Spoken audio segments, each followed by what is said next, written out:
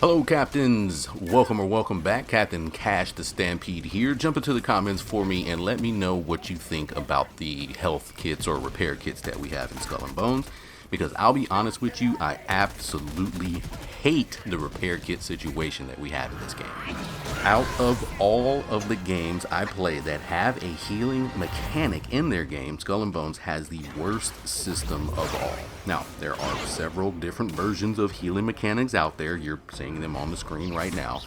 And in most games, you just have a limited amount of health or health kits you can hold at a time. Some survival games, extraction games, battle royales, and such, they'll have a system that can heal you, but you may need a few seconds to apply the kit.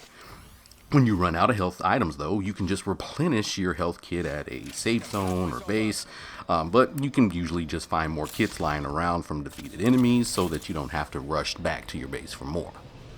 When it comes time to heal, it's pretty straightforward. You use the kit when you take too much damage. It'll vary exactly how much health you get back. Maybe you get full health, maybe you don't. But either way, in most cases, you just use another one right away until you run out. But in Skull and Bones, we have it a bit different. Because of our weight limit, we can hold hundreds of health kits at any given time. There's a cargo limit of 50 on your ship, but items stack, which is why we can hold so many at once. The wonderfully shitty addition, though, is that we have a cooldown added into the mix. So, once you use a repair kit to fix your hull damage, you have the pleasure of waiting a set amount of time before you can use another repair kit to fix your ship. We don't have a kit that'll bring you back to full health, so some kits will heal you a certain percentage of your health, while others will just heal you a specific amount of your health.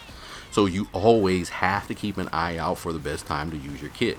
It is terrible because once you repair your ship, there is a very good chance that you're going to take more damage that you cannot repair for 30 seconds, 60 seconds, or even more, depending on the quality of the repair kit that you have used.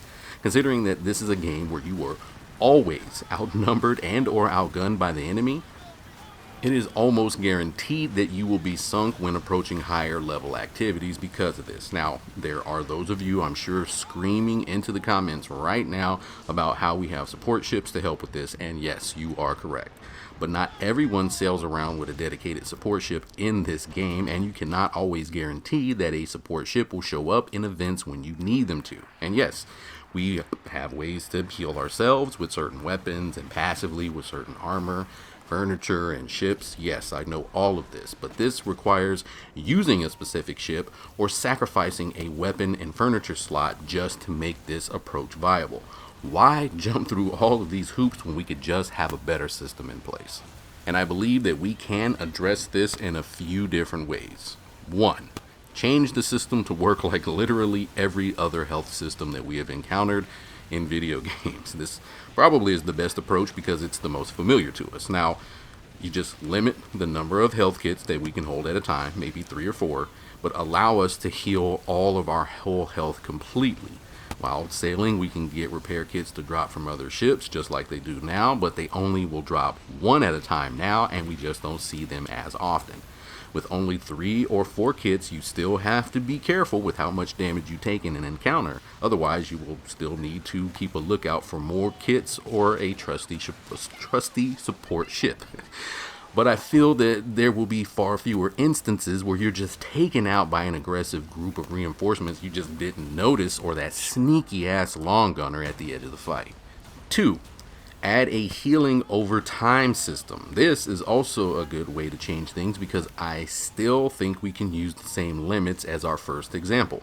We use a limited number of kits that you can hold at a time and a limited drop rate of the kits from enemies. That's all the same, but we heal over time instead of just getting a full burst of health.